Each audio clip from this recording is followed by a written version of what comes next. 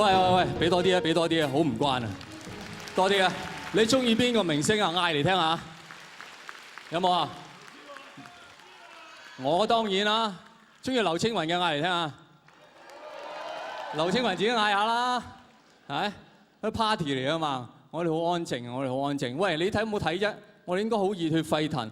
你有冇睇《歲月神偷》頭先嗰個段片段？李治廷跑一步流鼻血，點解啊？因為佢諗起佢阿媽。你睇下現場嘅吳君如，吳君如，你除咗件衫，我頭先見你唔係咁樣樣嘅。嗰啲唔係叫低胸，係叫高褲啊。OK， 但係我身為陳可辛嘅朋友阿嫂，我有時好難做，唔知望唔望你好，真係啊！各位，我今日頒嘅呢個叫做最佳編劇獎。編劇有樣嘢其實亦都係非常難做，好多時就係要為一套電影起名。今次我哋呢屆有啲電影起嘅名，我覺得係好出色嘅。第一，你諗下《竊聽風雲》，我做咗咁多年人都係講偷聽，偷聽，原來唔係，係竊聽。偷聽係衰格，竊聽係合法。嚇！竊聽風雲之後，爾冬陞好成功啊！大家都好成功，將會開竊漢風雲啦，同埋男士最中意嘅攝食風雲㗎。呢個係改變香港嘅 culture 㗎嚇。從此之後，啲女人會同你：我睇到你老公攝食㗎，你點睇到啊？係攝漢啊！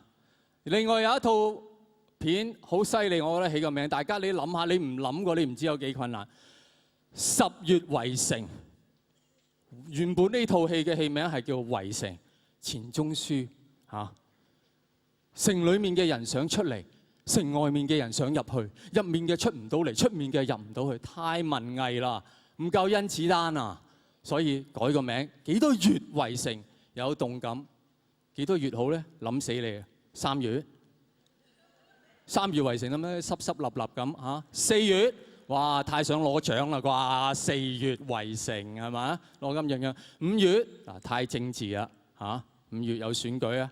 6月嗱又係好敏感嘅時間，7月又係好敏感嘅政治時間。你諗啊，你諗幾多月啦？12月啊，聖誕節穩陣啊，保護聖誕老人啊，終於俾佢哋諗到立秋之際10月圍城，哇真係謝霆鋒得嚟好黎明，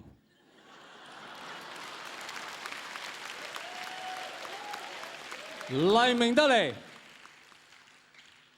好張學友，張學友得嚟，好梁家輝，梁家輝得嚟，好甄子丹。呢套戲多人係多到可以拍72家房客嘅，真係。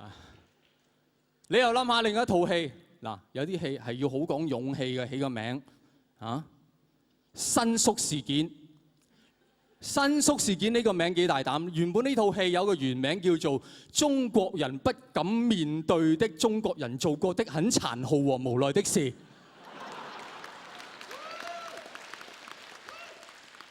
另外又起過一個名叫做有冇搞錯成龍大哥劈友喎，或者乾脆就叫做古惑仔之成龍。嗱，票房一定好收得，但係佢哋唔要，佢哋要咩嘢？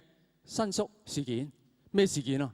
新宿咩事件啊？食麵啊？買衫啊？你套戲夠質素，你唔需要改個好特別嘅名。新宿事件夠，有勇氣有自信。另外一套我覺得最值得講嘅，天水圍隔離係咪天水圍？睇下先，係啊，天水圍的夜與霧，你諗下。